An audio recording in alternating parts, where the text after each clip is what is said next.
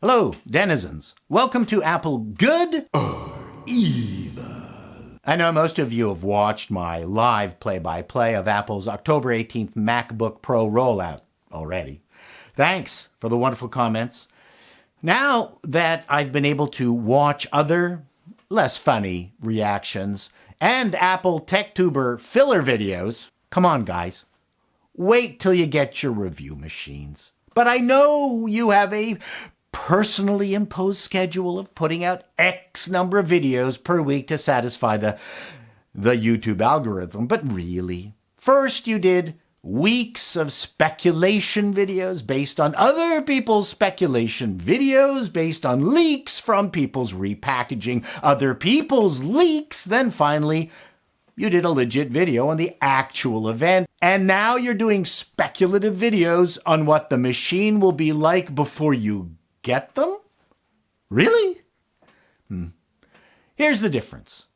Everyone who watches my channel knows it's a waste of time. Anyway, I'm calling this video Second Thoughts because I've had time to digest the rollout, and I have a few more things I wanted to talk about. And the first thing is that crazy Apple Music voice plan thing. I was just, riffing along while I was, commenting on the video live, and then I completely missed, this whole program. What the hell? Is this the $700 Mac Pro steel wheels for Apple Music? I don't want to get into the depths of this because it sounds really dumb, or I'm dumb and I don't get it.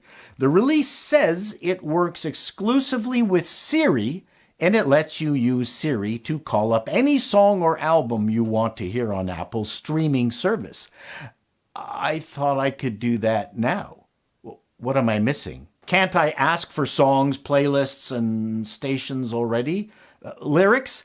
I really want the lyrics, like perhaps from Nicki Minaj's song, High School? That's top of the toppa. I never fuck with beginners. I let them play with my pussy, then lick it off his fingers. I'm in the zone. Maybe I will subscribe. The new MacBooks are offering a combination of CPU and GPU core options. I won't go into them here. It's not what I do. Go check out Anthony at Linus Tech Tips or Quinn at Snazzy Labs. What I will say it's that it's a bit of a throwback to the i5 and i7 era with the various megahertz tiers, which frankly were mostly worthless, except for those with speed anxiety issues.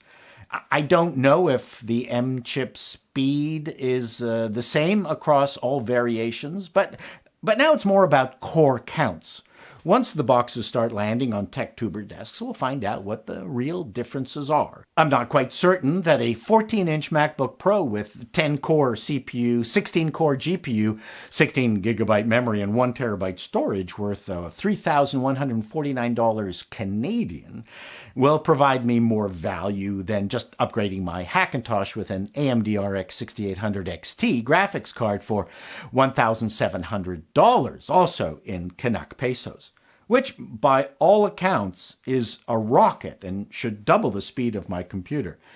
I'm not complaining about the value. Historically up here, the cheapest usable MacBook Pro I bought for business came to around $3,500.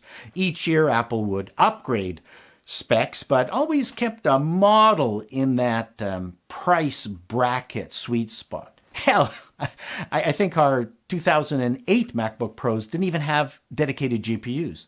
So for $3,150, and with the expected power of the M1 Pro chip, this would have been a nice purchase, but as it happens, I already have the 13-inch M1 and enjoying it thoroughly.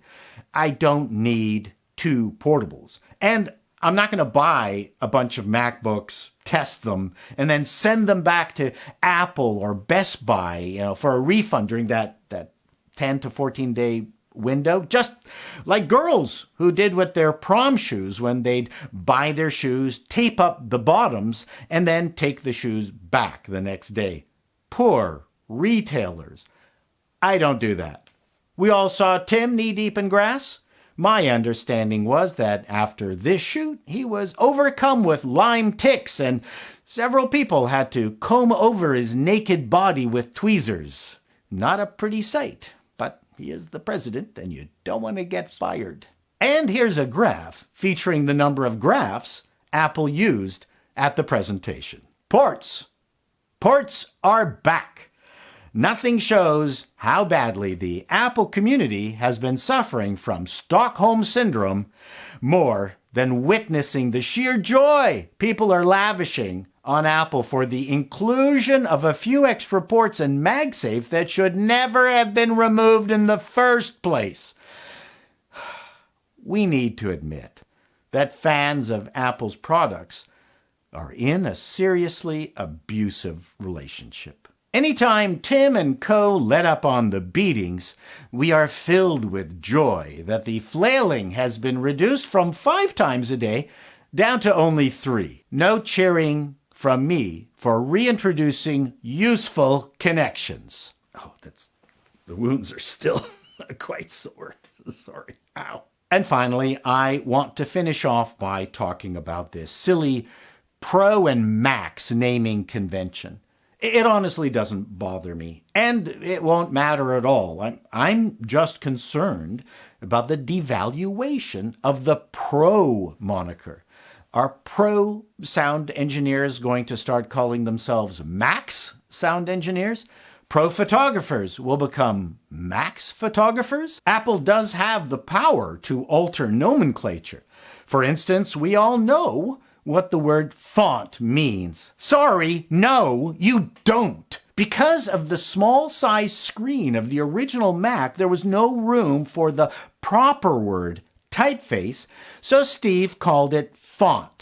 Now everything is a font. No, the actual type family is called a typeface, and its weight and style variations are called fonts. It drives me nuts, but I've had to learn to live with it for the sake of my marriage. So, will Macs remain the sine qua non of expertise? Will Apple add another tier of powerful processors and call them Turbo or Ninja? I don't know. Something to mull over as your cheese grows stale. You have been watching Apple Good or Evil. Till next time, denizens, be seeing you.